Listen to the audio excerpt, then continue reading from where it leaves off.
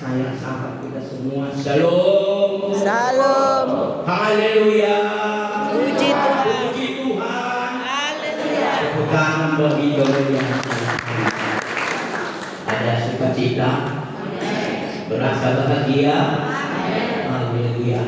Pada minggu kita ini firman Tuhan menyapa kita dari kitab Lukas 16. Lukas 16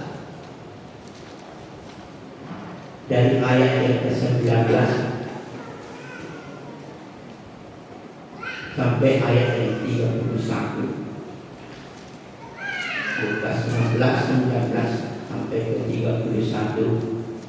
Kalau sudah ketemu Bapak Ibu, mari kita bangkit berdiri untuk membaca firman Tuhan.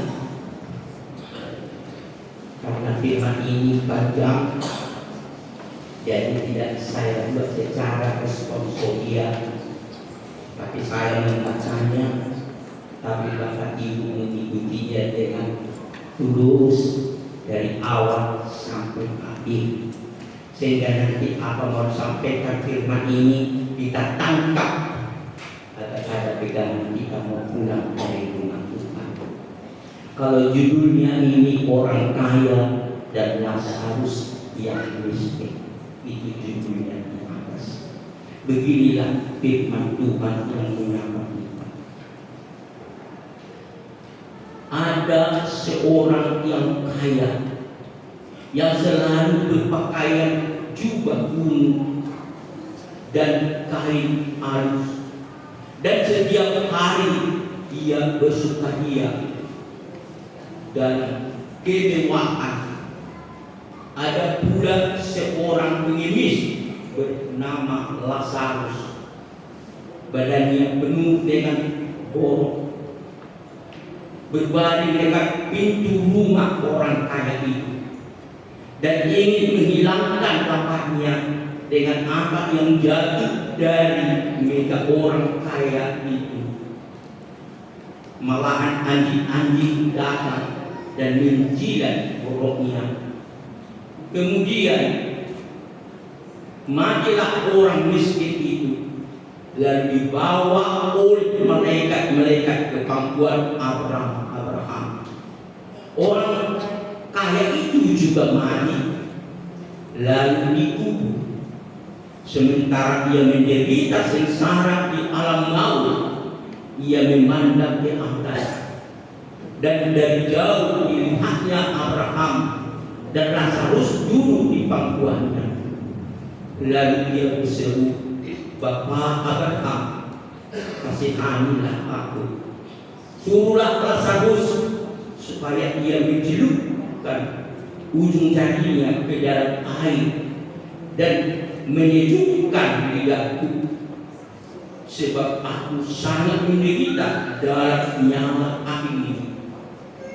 Namun Abraham berkata, "Anakku, ingatlah bahwa engkau telah menerima segala yang baik sewaktu hidupmu, sedang Lazarus segala yang buruk. Sekarang di sini ia mendapat hiburan dan engkau sangat menderita. Selain itu, di antara kami dan kamu terbentang jurang yang sangat terseberang yang tak seberangi, supaya mereka yang mau pergi dari sini kepadamu, ataupun mereka yang mau datang dari situ kepada kami, tidak dapat menyeberang." Kata orang itu, "Kalau demikian, aku meminta kepadamu Bapa, supaya engkau menyuruh dia ke rumah Bapakku, sebab masih ada 5 orang saudaraku, supaya ia memperingatkan mereka dengan sungguh-sungguh, agar mereka pun tidak masuk kelak ke dalam tempat penderitaan ini. Tetapi kata Abraham, mereka memiliki Musa dan para nabi, hendaklah mereka mendengarkannya." Jawab orang itu, "Tidak, Bapak Abraham, tetapi jika ada seorang yang datang dari antara orang mati kepada mereka, mereka akan bertobat. jika mereka tidak mendengarkan Musa dan para nabi, mereka juga tidak akan diyakinkan sekalipun oleh orang yang bangkit dari antara orang mati. Itulah firman Tuhan. Katakan haleluya. Silakan dulu Bapak Saudara sekalian. Inilah minggu yang keempat, tepatnya di tanggal yang ke-28 September 2025. Jadi sekali saya berkorban mengenai firman, saya sampaikan pada hari-hari di mana kita sedang beribadah. Sekali lagi, minggu terakhir bulan September, waktu tidak pernah, yakni suruh ke belakang, tapi waktu selalu berjalan ke depan dan terus menuju kepada akhir. Karena ini mau diingatkan juga kepada kita dalam menjalani hidupmu, ada juga kepada kita, jangan lupa juga seperti waktu yang berjalan ke masa depan, demikian juga waktumu akan berakhir. Dia mau dinasehati, ingatkan, ingatlah waktumu. Itu yang mau Tuhan katakan kepada kita. Dan juga ini kita ingatkan apa kita hubungkan dengan minggu gereja. Inilah minggu yang ke-15 setelah Trinitatis. Sehingga Trinitatis ini saya katakan masa gereja sedang berjuang. Kita sedang bertumbuh. Kita terus berjalan ke masa depan. Kalau katakan berjuang, banyak masalah, banyak persoalan, banyak tantangan, dan banyak hal-hal yang akan kita hadapi. Tapi kita percaya setelah minggu, yakni Pentakosta, Allah telah mencurahkan karunia kepada kita. Karena Tuhan tahu kita tidak sanggup menjalani hidup ini dengan kekuatan kita, sehingga Dia ada bersama dengan kita. Haleluya. Karena itu dalam firman yang sedang kita sudah bahas dengan tadi yang saya baca dari suatu cerita kisah dari orang kaya dan Lazarus yang miskin. Ingat, ini langsung diucapkan oleh Yesus melalui cerita ini atau perumpamaan ini. Tuhan mau melukiskan keadaan masa yang tidak kita pahami, masa yang tidak bisa mengerti secara hidup kita, yang tidak bisa kita lihat dengan mata kepala kita menyaksikannya. Tapi Tuhan mau memberikan suatu dengan gambaran dari hidup kita supaya bisa kita tangkap. Sehingga dari cerita ini setelah saya gumuli, kalau begitu ya Tuhan, apakah yang Kau mau katakan kepada kami dari firman-Mu, dari cerita orang kaya dan Lazarus yang miskin ini kepada kita hari ini? Inilah yang mau Tuhan ajarkan kepada kita, atau kita nasihatkan kepada kita, atau mungkin menegur kita supaya kita, iman kita makin bertumbuh di dalam Dia. Inilah yang mau Tuhan katakan kepada kita. Bertobatlah pada saat kita hidup. Sekali lagi, bertobatlah pada saat kita hidup. Ya, setuju, katakan haleluya. Melalui ini juga berkata, kamu bisa bertobat selama ada hidupmu di dalam dunia ini. Itu mau dikatakan kita. Kalau engkau sudah mengakhiri hidupmu, tidak ada bisa lagi untuk dikembalikan untuk merubah, berbentuk, supaya kita bertobat tidak. Sehingga mau dikatakan kepada kita, ya ingat, dalam hidupmu yang engkau sedang hidupi ini, kamu harus terus berubah di dalam dirimu. Haleluya. Kamu harus mau dibentuk, diproses di dalam diri. Ingat, jangan lupakan itu. Nanti suatu saat kamu juga mati, katanya seperti dalam cerita ini. Baik orang kaya, baik orang miskin, ingat pasti mati. Haleluya. Ingat, kita tidak akan hidup terus selamanya. Kalaupun kita bisa hidup seperti apa, seperti Adam, kita hidup seperti begitu salah. Berkat hidupnya sampai 969 tahun tidak ada hidup seperti itu, juga terbatas. Apalagi sekarang dengan zaman sekarang kita ini sudah disampaikan oleh Musa. Ingat ya, dalam kitab Mazmur 90 itu, ingat umurmu hanya 70 tahun. Kalau kau sanggup 80, itu adalah juga penderitaan. Memang ada orang sampai 100 tahun, bisa ada 140 tahun, bisa masih, tapi itu juga di luar yang disampaikan oleh firman. Maka di sini dia berkata dengan umurmu ya, kalau dari kisah ini umurmu 70 tahun,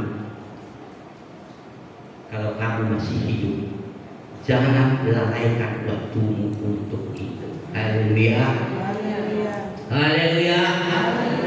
Mengingatkan kepada kita. Karena itu kita terus harus ada pertobatan. Atau dengan kata bertobat, apa itu bertobat?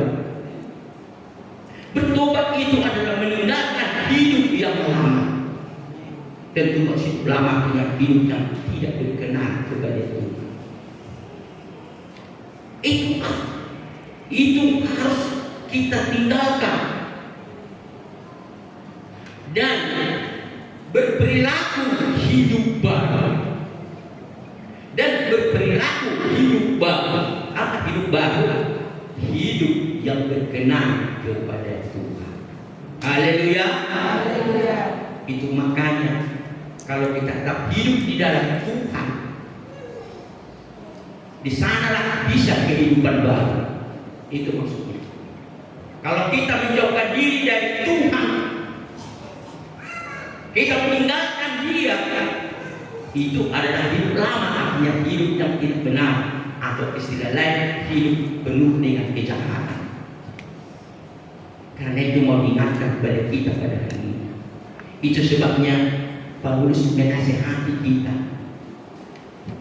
Dia berkata dalam 2 Korintus 5 ayat 17, seperti dikatakan bersama.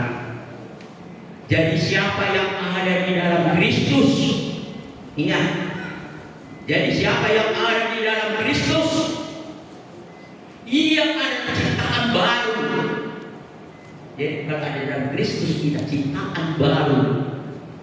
Titik 2 artinya yaitu yang lama sudah berlalu, sesungguhnya yang baru sudah datang. Amin.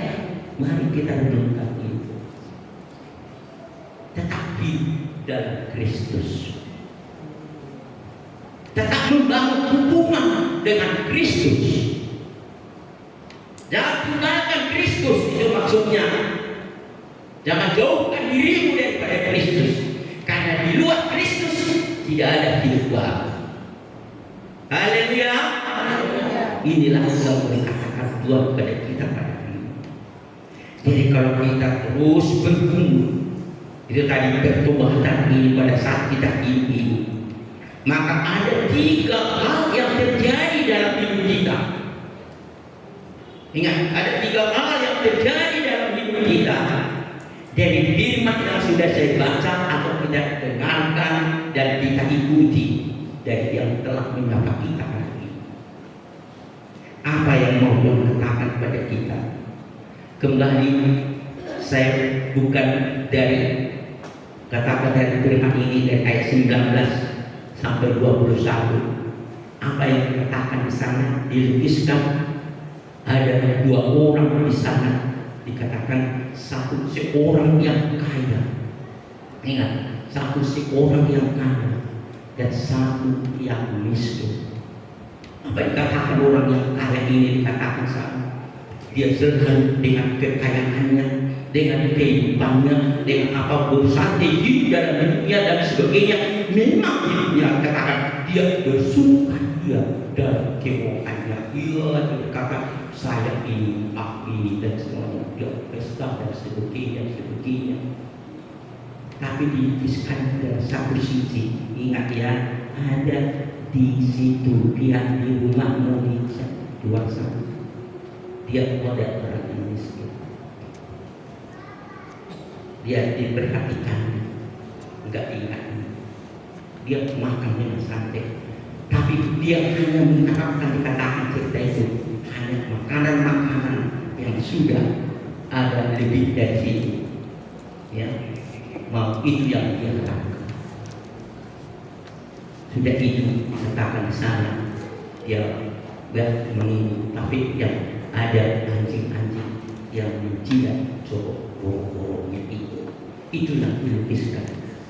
Sehingga dari sini mau dikatakan kepada kita, ingat yang terang kepada kita. Dari cerita ini kamu harus belajar dua hal yang kamu perlukan. Ingat itu, lihat orang yang kaya itu. Jangan engkau tiru, itu maksudnya kepada kita. Jangan engkau ikuti. Memang manusia dahulu kita sering ingin seperti itu. Maunya kalau aku ada seperti ini, bagaimana supaya aku bersuka cita ini dan sebagainya.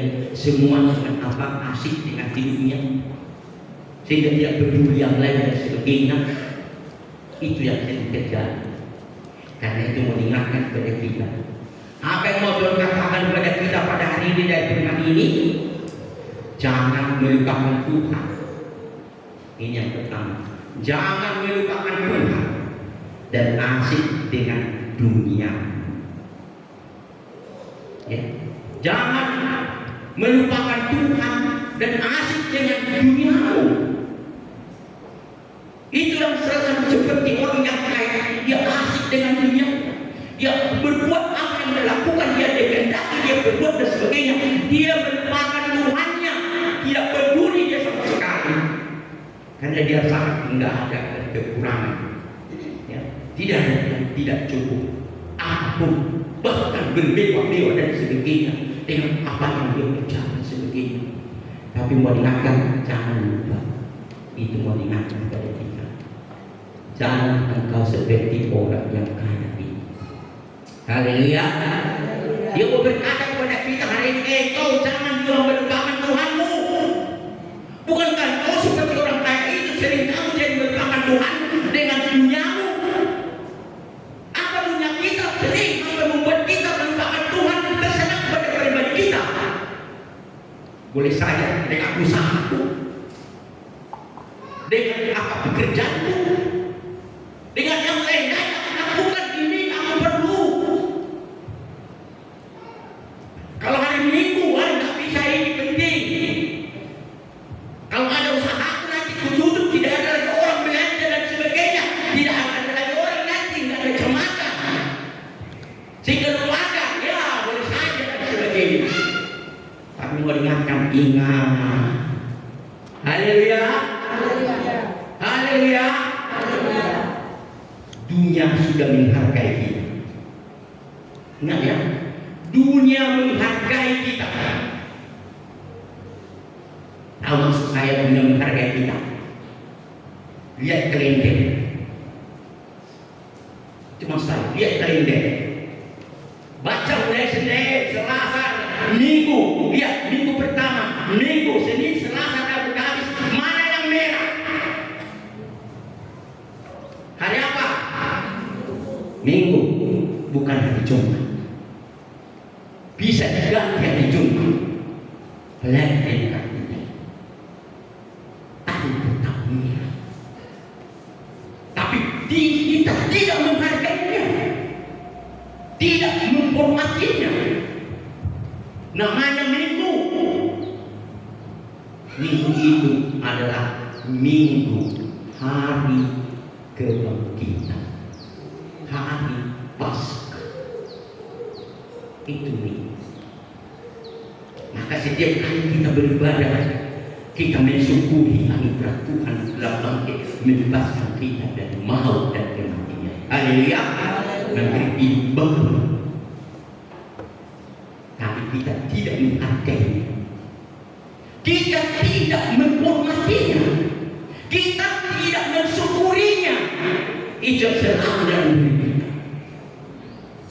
Maka ingatkan kepada kita, jangan engkau seperti yakni orang kaya itu. Haleluya. Mau kita sungguh-sungguh merenungkan ini. Mau kita melupakan ke dunia, keasikan dunia kita ini. Mau? Yang setuju katakan haleluya. Mari kita berikan waktu. Lihat itu seberang itu. Tamu saya itu Advent, hari merah, hari apa nih, hari kerja, tapi mereka bisa beribadah. Coba datang ke sini dengan sini jam 9 pagi sudah mendengar itu beribadah sampai jam 12. Ingat, kalau saya ke sini hari Sabat itu jam 9 pagi dia itu sudah buka ibadah memuji Tuhan sampai jam 12, 9, 10, 11 berapa jam itu? Ya, masuk 9, 10, 11, 12, 3 jam. Kita berapa jam? Paling 2 jam ya. Itu pun kalau ada sampai berjamaah seperti ini sebagainya. Kalau tidak 1,5 jam kita sudah pulang juga. Tidak bisakah kita beri waktu kita melupakan dunia kita? Mau dikatakan, tinggalkan duniamu dengan keasikanmu, berkata jangan seperti orang kaya itu kau sibuk dengan dirimu. Haleluya.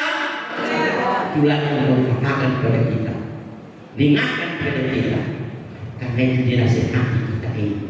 Karena itu mari kita jangan melupakan Tuhan. Apa tidak melupakan Tuhan? Jangan melalaikan Tuhan, jangan tidak memindahkan Tuhan, kita tidak mengabaikan Tuhan. Bahkan Tuhan sudah berikan hidupnya kepada kita, karena tanpa hidupnya kepada kita, kita tidak memperoleh hidup yang baru. Itu mengingatkan kepada kita. Dan untuk ini kita dinasihatkan, untuk itu kita lihat nasihat yang disampaikan oleh Nabi Yesaya 51 ayat 13a. Yesaya 51 13a dikatakan begini, engkau mengingatkan, engkau melupakan Tuhan yang menjadikan engkau. Ya. Kita ini sudah dijadikan Tuhan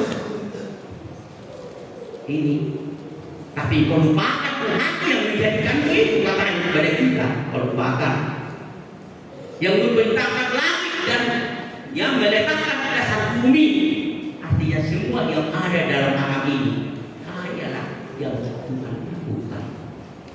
Ya, tanpa Tuhan engkau tidak ada. Itu maksudnya, engkau tidak lahir, tapi engkau lupakan yang telah menciptakan. Tidak engkau hormati, dia katakan dalam Yesaya kepada kita pada hari ini. Padahal karena itu kau menjadi manusia. Haleluya. Haleluya. Ini mengingatkan kepada kita.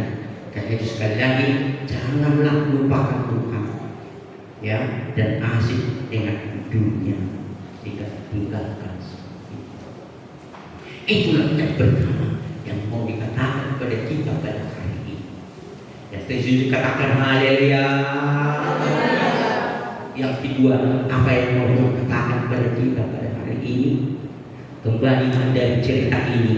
Kalau kita lihat dari cerita pasal 16 ini sangat panjang ceritanya ini, mulai dari ayat yang ke-22 di sana ceritakanlah ke sana dikatakan matilah si Lazarus. Ingat, Lazarus itu mati ceritakannya, tapi dia oleh malaikat, ingat, oleh malaikat membawanya ke pangkuan Abraham. Ya, dia pangkuan Abraham. Tapi ceritakan bukan hanya si Lazarus yang mati. Dia berkata orang kaya itu pun mati juga. Ya, orang kaya itu mati juga. Tapi diucapkan oleh Yesus dengan halus.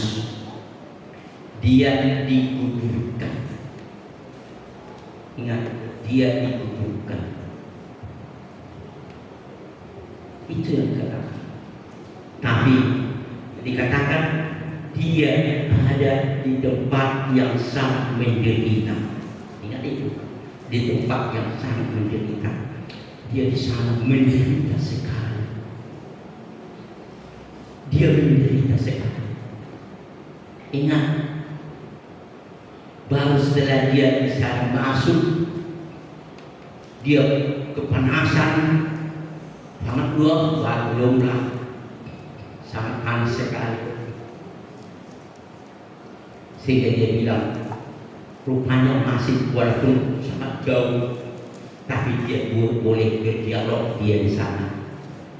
Bapak Abraham, coba ya dia bilang di sana dia, Bapak Abraham, suruhlah si Lazarus itu untuk mengambil air di jarinya untuk meneteskan ke lidahku ini supaya agak sejuk sekali di api yang panas ini. Ingat itu. Kita tidak tahu kalau masih hidup, tidak tahu dari mana kita berada. Kalau kita hidup ya, tidak tahu kita. Maka Tuhan menceritakannya sebenarnya, yang berkata kepada kita, koda, kalau engkau sudah mati, dua hal yang harus engkau ketahui. Tidak engkau tahu. Tapi supaya engkau tahu, kata kepada kita, haleluya. Ingat, dua hal supaya engkau tahu di sana. Karena diingatkan kepada kita, sehingga tidak hati kita, dia ingat supaya engkau tahu. Itu sebabnya dari sini yang kedua mau dikatakan kepada kita, manusia pasti mati. Ya, harus tahu selanjutnya. Itu maksud. Harus tahu selanjutnya. Artinya engkau pasti mati, kau juga harus tahu kemana engkau seterusnya nanti. Harus engkau tahu itu maksudnya. Kalau engkau sudah tahu itu maksudnya kepada kita, betapa siksanya di sana selama hidupmu ini, supaya seperti tadi engkau lupakan, jangan lupakan Tuhan. Haleluya. Karena kalau kau sudah mati, memang tubuh itu tidak merasakannya. Enggak. Tubuh kita ini tidak merasakan. Tapi yang merasakan yang ada di dalam tubuh itu, yakni nafasmu atau rohmu itu yang itu yang saya katakan. Ingat itu yang saya ambil. Karena dalam hidupmu, seperti yang saya sampaikan tadi, hidup dalam dunia ini akan sangat terbatas. Dan kita lihat dulu apa yang dikatakan oleh Pengkhotbah 3 ayat 1 sampai 2. Itulah hidup dalam dunia ini. Apa dikatakan di sana? Untuk segala sesuatu ada masanya. Untuk apapun di bawah langit ada waktunya. Ada waktu untuk lahir dan ada waktu untuk meninggal atau mati. Itu maksudnya meninggal. Itulah hidup kita, mau dikatakan hidupmu yang ada waktu. Seperti saya sampaikan tadi, ada waktu. Kalau engkau hidup 70, 80, jangan lebih bunda situ ya puji Tuhan. Ya, karena banyak orang memang tidak mau suka lama-lama hidup. Kalau dia mau lama-lama hidup karena stres nih dan sebagainya. Iya kan? Coba tanya dulu, Ina Priandi masih ingin hidup 100 tahun? Ina? Enggak, oh iya itu enggak mahal. Kalau aku memang ingin 100 tahun lebih. Karena ada YouTube sekarang umur kita menjadi tahu. Ada kuliah ada di YouTube, dia lahir tahun 140 tahun. Sampai dia gerasinya berderet-deret dia di sana. Aduh, besar dia dilihatnya. Semuanya bersyukur. Istilah kita bersyukur untuk nenek moyangnya masuk kuliah berkumpul katanya semua. Aku lindu melihat juga generasi ini potongannya masing-masing. Itu hanya doa. Haleluya. Itu dia. Tapi oke itu saja tuh. Tapi yang pasti yang perlu untuk kita raih. Haleluya. Yang berkata karena kita ingat umurmu ini sangat terbatas. Jangan kita pikir kita bisa hidup selama tapi kalau sudah mati kemana? Banyak orang berkata kalau aku sudah mati ya dia tak perlu mau nasi boleh katakan. Dia tubuhnya yang tidak tahu tapi rohnya kan itu persoalannya. Itu yang menderita seperti tadi. Ketangan dari orang kaya itu mati dan dikuburkan. Memang kuburannya pun tidak apa-apa. Tapi yang ada di neraka itu yang menderita. Dia datang kepada Bapa Abraham. Tolonglah. Itu dia katakan. Dia tolonglah. Ya. Kita lihat. Karena memang itu memang hidup. Dari mana kita lihat tentang itu? Coba kita lihat dalam Pengkhotbah 12 ayat 7 supaya kita tahu tentang ini yang sudah mati. Ya, dikatakan di sana dalam Pengkhotbah 12 ayat 7. Dan debu kembali menjadi tanah. Seperti semula itulah tadi tubuh orang kaya itu. Ya, semula. Dan nafas atau roh itu maksudnya ya nafas hidup kembali kepada Allah yang mengaruniakannya. Dia kembali kepada Allah sudah itu menempatkannya sesuai dengan hidupnya. Seperti si orang miskin ditempatkan kepada Bapa Abraham. Atau di tempat lain bangsa ini boleh dipakai ketika dia ada orang yang mati sebelah kanannya yang mempercayai dia katakan engkau bersama aku dalam Firdaus. Aku bersama engkau di dalam Firdaus. Sana engkau bahagia sampai nanti Tuhan datang kedua kali menjemput orang beriman.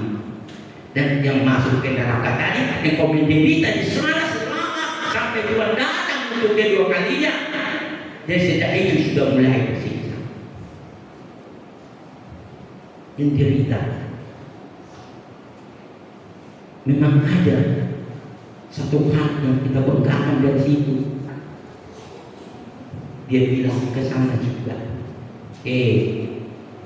Bapak Abraham, suruhlah si Lazarus itu bangkit lagi. Masih ada saudaraku, ada 5 orang lagi. Supaya dia pergi ke sana, jumpai dia. Dia minta katakan ya, katakan dia main sana. Tapi dia katakan enggak, itu enggak. Dia supaya tahu, karena dia juga supaya jangan juga ikut bersemangat nanti menderita di sini. Itulah mau diingatkan kita. Artinya kalau kita takut akan itu, mari kita hubungkan hubungan kita dengan Tuhan selalu kita bentuk. Haleluya.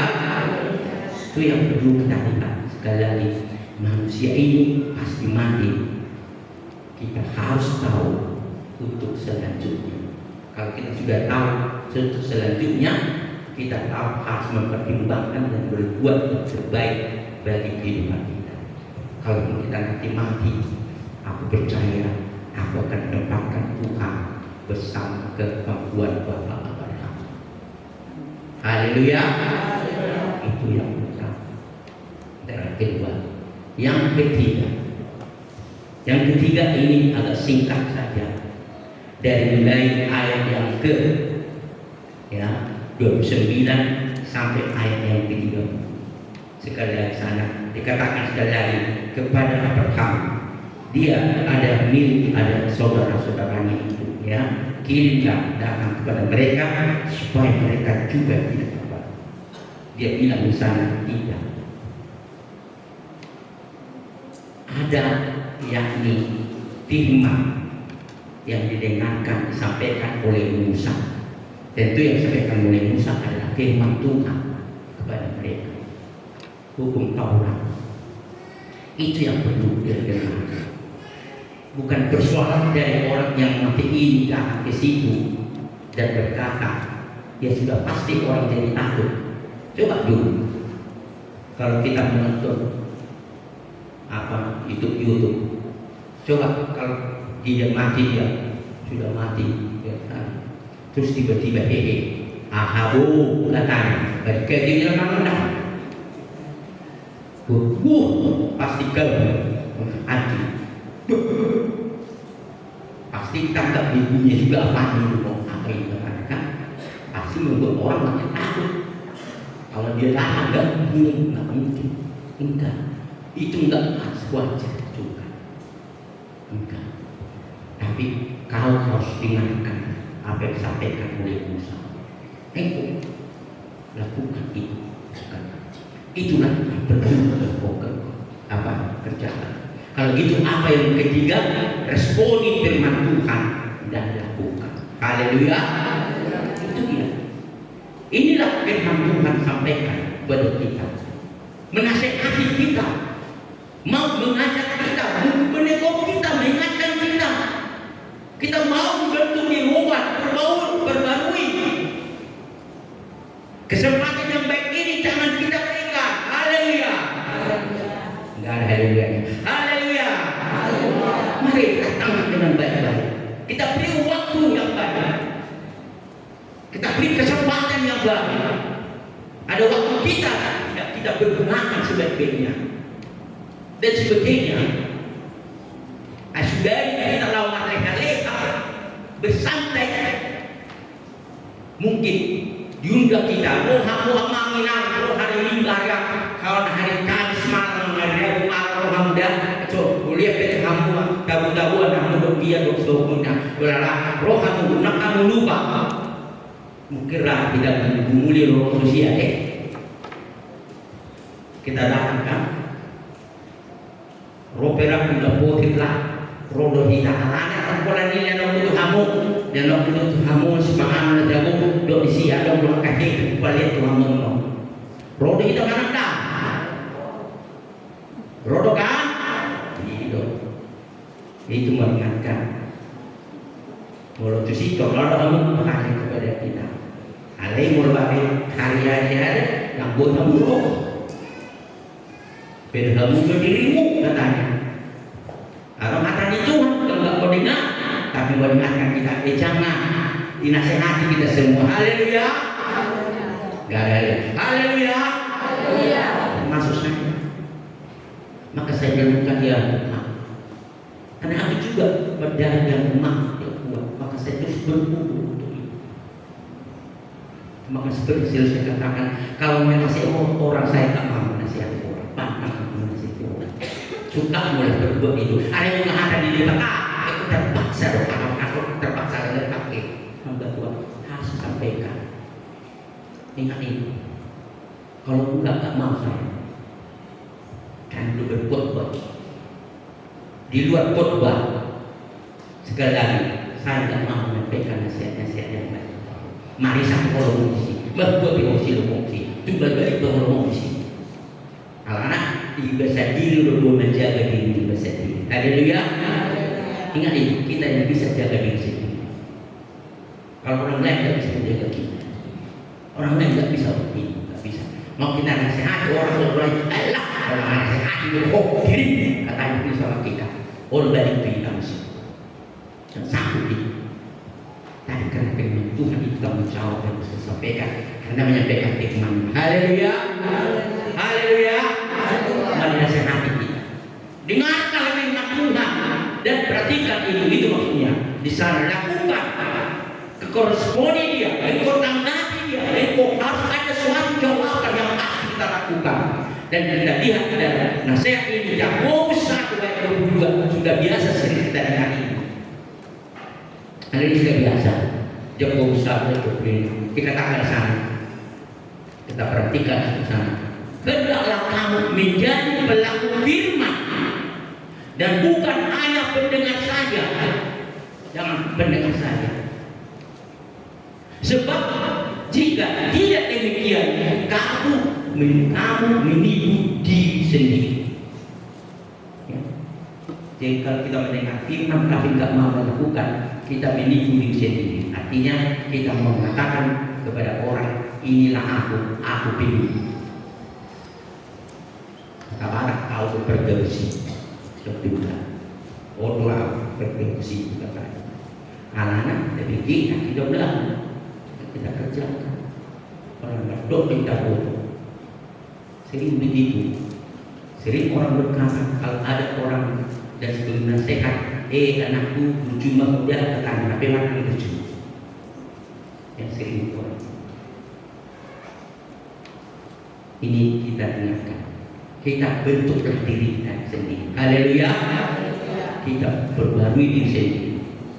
Sekali lagi, siapapun tidak mampu untuk membentuk kita, menjadikan diri kita ini. Tidak kita mau memberi diri kita untuk dibentuk oleh Tuhan sendiri. Haleluya. Kita pun Tuhan tidak memaksa kita. Dia mau membentuk kita kalau kita mau dibentuk. Ingat juga.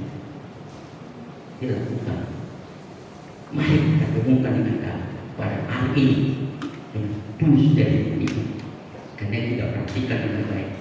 Dan mengakhiri firman saya baca dari Yeremia 24 ayat 7. Begini dikatakan kepada kita, aku akan memberi mereka hati untuk mengenal aku, bahwa akulah Tuhan. Ya, akulah Tuhan. Mereka akan menjadi waktu dan aku akan menjadi Allah mereka.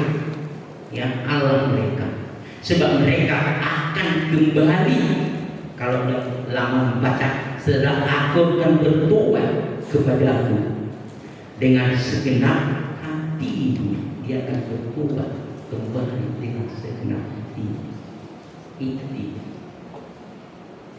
Kalau kita sudah mau mendengar firman Tuhan, kita mau menangkap firman Tuhan dan melakukan firman Tuhan, kita kenal siapakah Tuhan itu seperti tadi.